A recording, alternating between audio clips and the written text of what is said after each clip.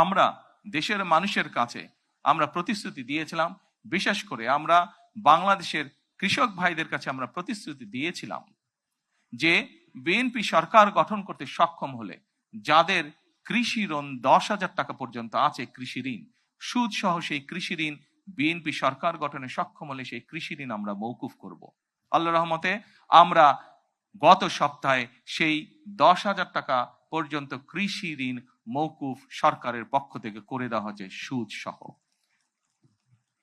এইভাবে একে একে আমরা জনগণের কাছে দেওয়া প্রতিশ্রুতিগুলো, যেই প্রতিশ্রুতিগুলো পূরণের মাধ্যমে জনগণের ভাগ্যের পরিবর্তন হবে, যেই প্রতিশ্রুতিগুলি পূরণের মাধ্যমে, একটি সরকারের প্রতিশ্রুতি পূরণের মাধ্যমে দেশের ভাগ্যের পরিবর্তন হবে, জনগণের ভাগ্যের উন্নয়ন ঘটবে, সেই প্রতিশ্রুতিগুলো আমরা ধীরে ধীরে পর্যায়ক্রমিকভাবে যে কোনো মূল্যে পূরণের চেষ্টা করব। আজকে এই ফ্যামিলি কার্ড ব্যক্তিগতভাবে আমার জন্য আজকের দিনটি খুবই ইমোশনাল।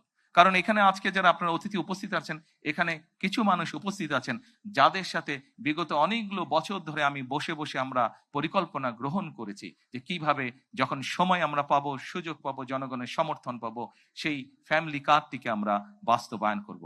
আল্লাহ তাআলা রব্বুল আলামিনের রহমতে আজকে আমাদের সেই দিনটি উপস্থিত, যেই দিনে আমরা আমাদের এই প্রতিশ্রুতি রক্ষা করতে সক্ষম হয়েছি। সেজন্যই আজকে আমার জন্য যেমন একটি ইমোশনাল দিন, আমি মনে করি আমার সরকার এবং আমার দল বাংলাদেশ জাতীয়তাবাদী দলের জন্য একটি ঐতিহাসিক এবং একটি ইমোশনাল দিন আজকে।